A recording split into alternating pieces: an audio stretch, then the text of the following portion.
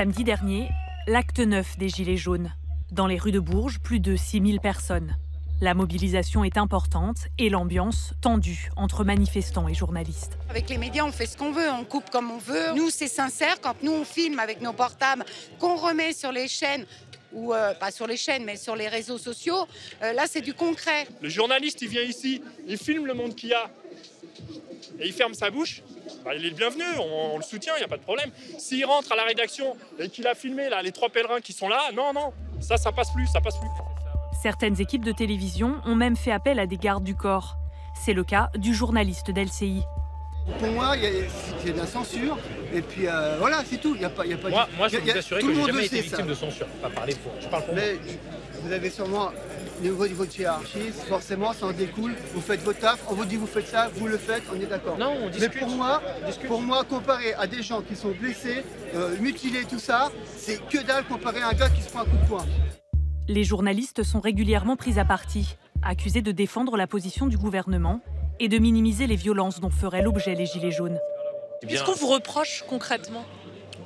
Une partialité, ou surtout, c'est vrai que la question des blessés Gilets jaunes revient assez souvent. Et c'est paradoxal parce que c'est pas vous, à chaque fois on vous dit c'est pas vous, mais c'est votre chaîne, c'est plus haut, c'est Paris. Ça, c'est vraiment quelque chose qu'on entend souvent. Ce jour-là, dans la foule, un homme retransmet en direct la manifestation. On est en train de tourner sur Vécu, le média du Gilet jaune. Ouais, donc, ça c'est un bon média. C'est pas mal. On est combien d'après Vécu ? Alors là, on est, je pense, entre 1000 et 2000, je saurais pas. Ça va, on est 20. Ça nous va. Gabin Formon a 28 ans. Il n'est pas journaliste, mais gilet jaune, présent à chaque rassemblement du mouvement. Il a fondé Vécu, qu'il présente comme le média des Gilets jaunes. Il faut aussi que les médias fassent ce que veulent les gens, en fait. C'est pas... À un moment, si les gens ont des messages à diffuser, il faut que les médias soient là pour les écouter et les diffuser. Nous le retrouvons chez lui, en région parisienne. La page Facebook qu'il a créée est aujourd'hui suivie par plus de 37 000 personnes. On a 126 000 vues de la page. Ici, on a les vidéos donc, qui ont une portée de 1 728 000. Et les abonnés de la page sur la semaine en plus, 21 000 abonnés.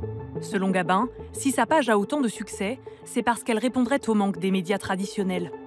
Depuis quelques semaines, je nourrissais une rancœur contre les médias de modifier la réalité et surtout de ne pas parler des blessés. On est un média qui met beaucoup les blessés en avant, on leur donne la parole, on libère un petit peu leurs tripes.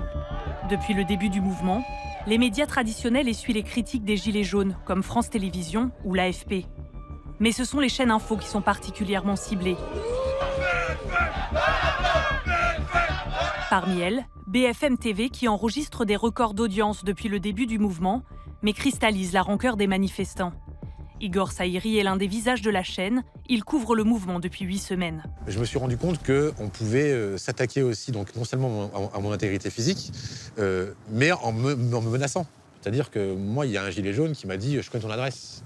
Comment il peut m'attaquer comme cela dans mon espace privé alors que je sais ce que je fais et j'ai aucune envie d'être le relais du pouvoir. Des journalistes menacés et même frappés. Depuis quelques jours, la tension est montée d'un cran, comme à Rouen où l'agent de sécurité qui accompagnait l'équipe d'LCI a été roué de coups. À Pau, Franck Painave, journaliste pour un média local, a été frappé en plein direct. Va-t-il continuer de couvrir le mouvement sur le terrain? Nous lui avons posé la question. Je pense que pendant un temps, on va arrêter d'en parler, en tout cas nous à C'est l'Info, parce qu'on n'a pas les moyens, comme les médias nationaux, de payer des gardes du corps pour s'assurer de notre sécurité. Et on ne va pas reprendre de risques, parce qu'aujourd'hui, c'était un coup de pied au niveau de la cuisse, mais la semaine prochaine, qui sait, on va peut-être me prendre la caméra, on va la fracasser par terre, ou on va carrément se prendre un coup de poing en plein dans la figure, quoi. La situation est si tendue qu'elle alerte aujourd'hui le secrétaire général de Reporters sans frontières. Alors même que ce mouvement prétend, et sans doute, porte des revendications démocratiques pour une part, il y a des factions en son sein qui exercent un chantage qui est extrêmement violent, qui est un message envoyé aux journalistes. Soit vous couvrez ces manifestations conformément à ce que nous pensons de nous-mêmes, en gros vous portez notre communication, notre propagande, soit on s'autorise à vous exclure des manifestations ou à vous molester, à vous lyncher. La mobilisation montre aujourd'hui que le mouvement des Gilets jaunes ne s'essouffle pas. Le divorce entre médias traditionnels et Gilets jaunes, lui, semble bel et bien consommée.